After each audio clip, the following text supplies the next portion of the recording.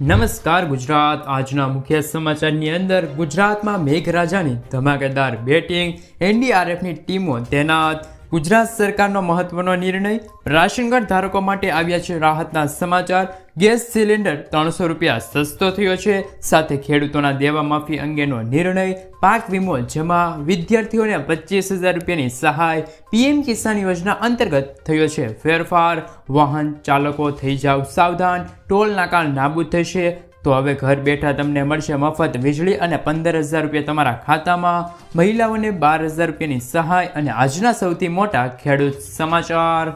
મિત્રો, દરેક સમાચાર, દરેક માહિતી જણાવું એ પહેલા ગુજરાતના જે પણ મિત્રો ચેનલ પર જો નવા આવ્યા છે એ મિત્રોને ખાસ વિનંતી છે કે વિડીયોને એક લાઇક કરી ચેનલને સબસ્ક્રાઇબ કરવાનું ભૂલતા નહીં, સાથે આજનો આ વિડીયો છે તેને અંત સુધી જોતા રહેજો।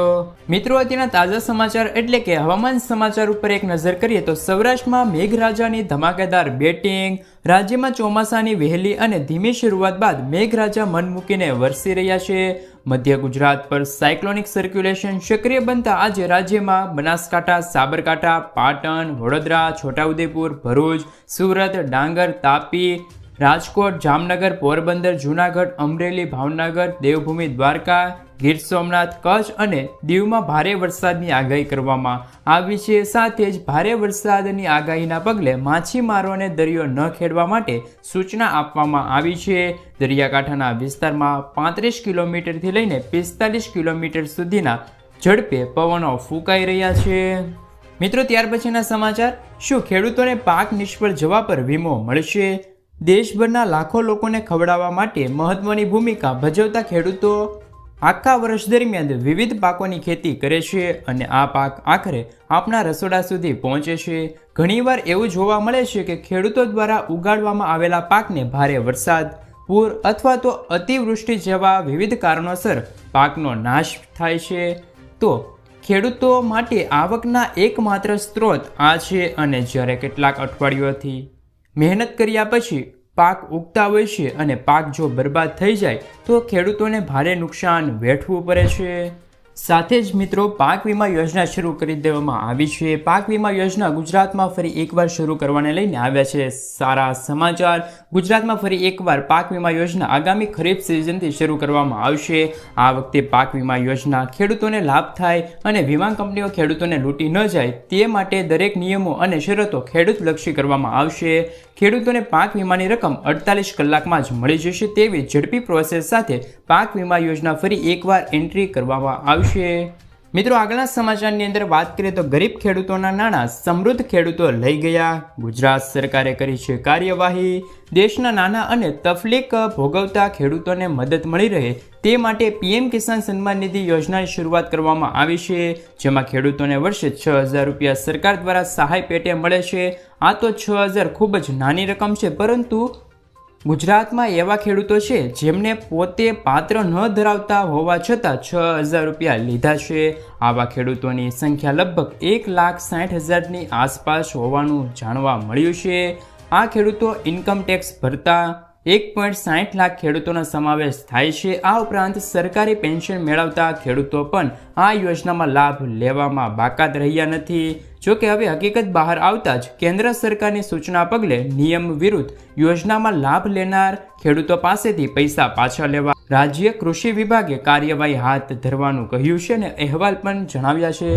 મિત્રો, ત્યાર પછીના સમાચારની અંદર વાત કરીએ તો લાખો ખેડૂતોને થશે ફાયદો। દેશમાં ખેડૂતો માટે સૌથી વધુ લોકપ્રિય કેસીસી લોન યોજના બાદ કેન્દ્ર સરકાર બીજી મોટી યોજના લઈ આવ્યું છે અને આ યોજનાનું નામ ઈ કિસાન ઉપજ નિધિ યોજના છે। ખેડૂતો માટે ગુજરાત સરકાર દ્વારા આ નવી યોજના બહાર પાડવામાં આવી છે। આ યોજના હેઠળ એવા ખેડૂતોને લોન મળે છે કે જે ખેડૂતો વેરહાઉસની અંદર પોતાના માલ સાચવવા માંગતા હોય અથવા તો ગોડાઉનની અંદર પોતાનો માલ રાખેલો હોય તેવા ખેડૂતોને છે તે આ યોજના હેઠળ લોન મળવાપાત્ર રહેશે। કેન્દ્રીય મંત્રી પિયુષ ગોયલે પણ કહ્યું કે આ લોન યોજના હેઠળ ખેડૂતોને કોઈપણ ગેરંટી વગર સરળતાથી 7% વ્યાજદરે લોન મળશે। જો ખેડૂતોએ કેસીસી યોજના હેઠળ કોઈ લોન લીધી છે તો તેમને વેરહાઉસ દ્વારા આપવામાં આવેલી રસીદના આધારે લોન મળી રહેશે। મિત્રો, આગળના સમાચારની અંદર વાત કરીએ તો ગેસ સિલિન્ડર 300 રૂપિયા સસ્તો થયો છે। કેન્દ્ર સરકાર ફરી એકવાર ગેસ ગ્રાહકોને ભેટ આપવા જઈ રહી છે। નવી સરકાર આવ્યા બાદ કેન્દ્ર સરકારની વિવિધ યોજના લાભાર્થીઓને મળતો રહેશે તે સ્પષ્ટ થયું છે. ઉદાહરણ તરીકે પીએમ ઉજ્જવલા યોજનાના લાભાર્થીઓને 300 રૂપિયાની સબસિડી મળતી રહેશે. જોકે આ સબસિડી આગામી 9 મહિના સુધી ચાલવાની છે. જાણકારી માટે તમને જણાવી દઈએ કે દેશની રાજધાની દિલ્હીમાં સામાન્ય ગ્રાહકોને 803 રૂપિયામાં એલપીજી સિલિન્ડર મળી રહ્યો છે, જ્યારે ઉજ્જવલા યોજનાના લાભાર્થીઓને 300 રૂપિયા સુધીનું ડિસ્કાઉન્ટ બાદ 503 રૂપિયામાં ગેસ સિલિન્ડર મળી રહ્યા છે. સાથે મિત્રો જો એનડીઆરએફની ટીમોને પણ અત્યારે તૈનાત કરી દેવામાં આવી છે. ભારે વરસાદના પગલે એનડીઆરએફની ટીમો તૈનાત. હવામાન વિભાગ દ્વારા આગામી સમયમાં અતિભારે વરસાદની આગાહી કરવામાં આવી છે, જેના પગલે એનડીઆરએફની ટીમો તૈનાત કરી દેવામાં આવી છે, જેમાં એનડીઆરએફની વધુ 4 ટીમો તૈનાત કરવામાં આવી છે, જેમાં ગીર સોમનાથ, ભાવનગરમાં એક ટીમ તેમજ દ્વારકા અને નર્મદામાં એક ટીમ. અત્યારે કુલ આમ એનડીઆરએફની 7 ટીમોને છે તે જિલ્લા વાઇઝ તૈનાત કરી દેવામાં આવી છે. તંત્ર દ્વારા લોકોને સાવચેત રહેવા માટે અપીલ કરવામાં આવી છે. મિત્રો આગળના સમાચારની અંદર વાત કરીએ તો હવે ટોલ ટેક્સ નાબૂદ થશે. શું આવ્યા છે મહત્વના સમાચાર એમના વિશે વાત કરીએ તો કેન્દ્રીય માર્ગ અને પરિવહન મંત્રી નીતિન ગડકરીએ ટોલ ટેક્સને લઈને મોટું નિવેદન આપ્યું છે. મહારાષ્ટ્રના નાગપુરમાં તેમણે કહ્યું હતું કે અમે ટોલ ટેક્સ નાબૂદ કરવા જઈ રહ્યા છીએ. હવે આ કામ સેટેલાઇટ આધારિત કરવામાં આવશે. અમે સેટેલાઇટ આધારિત ટોલ કલેક્શન સ્કીમ કરીશું.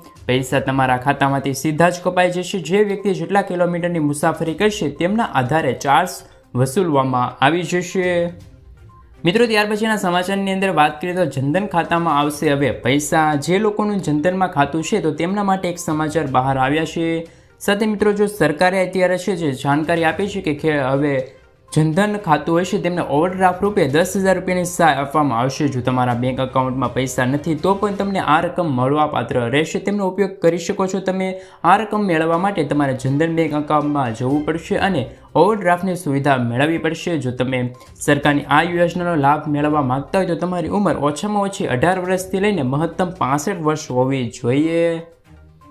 મિત્રો રાશન કાર્ડ ધારકો માટે આવ્યા છે રાહતના સમાચાર. રાશન કાર્ડ ધારકો માટે સરકાર તરફથી રાહતના સમાચાર આવ્યા છે. સરકારે પીડીએસ અંતર્ગત રાશન લેનાર લાભાર્થીઓ માટે રાશન કાર્ડને આધાર કાર્ડ સાથે લિંક કરવાના સમયગાળા 3 મહિના સુધી લંબાવી દીધા છે. કેન્દ્રીય ખાદ્ય તેમજ સાર્વજનિક વિતરણ વિભાગે જારી કરેલી સૂચના જણાવ્યું છે કે હવે રાશન કાર્ડને આધાર કાર્ડ સાથે લિંક કરવાની છેલ્લી તારીખ 30 સપ્ટેમ્બર 2024 સુધી લંબાવવામાં આવી છે. અગાઉ આ પ્રક્રિયા માટે 30 જૂન સુધીનો સમય આપવામાં આવ્યો હતો. હવે તે સમય વધારીને 30 સપ્ટેમ્બર કરવામાં આવી ગઈ છે તારીખ. મિત્રો પાક ધિરાણ લોન માફને લઈને આવ્યા છે મહત્વના સમાચાર. તો મિત્રો સૌપ્રથમ વાત કરીએ તો ગુજરાતના દરેક ખેડૂતો માટે પાક ધિરાણ લોનને લઈને આવ્યા છે મહત્વના સમાચાર. ખેડૂતો દ્વારા માંગણી કરવામાં પણ આવી રહી છે કે ખેડૂતોને બેંકના લોનના પૈસા ભરવા માટે બહારથી વ્યાજે પૈસા લાવીને વ્યાજ ભરતા હોય છે. જેથી ખેડૂતોને ઓટો રિન્યુ સુવિધા કરીને આપવામાં આવે તો ખેડૂતોને થોડીક રાહત આપે. જેથી આ મહત્વના સમાચાર. ખેડૂતોએ લીધેલી લોનની નવા જૂની કરવા ખેડૂતો પાસેથી કેશ પેમેન્ટ માંગવાને બદલે ડાયરેક્ટ બેંકમાંથી ઓટો રિન્યુ કરી દેવામાં આવે. મિત્રો લાખો ખેડૂતોને થશે હવે ફાયદો. ખેડૂતો માટે સારા સમાચાર. હવે ડીએપી ખાતરની થેલીમાં વધુ સબસિડી મળશે. જણાવી દઈએ કે ડીએપી ખાતરની થેલી પહેલાં કરતાં 40% વધુ સબસિડી મળશે. હવે ખેડૂતોને ખાતરની થેલી માટે ખૂબ જ ઓછી કિંમતે મળશે. એટલે કે ખેડૂતોને એક બોરીના 500 રૂપિયા નફો રહેશે.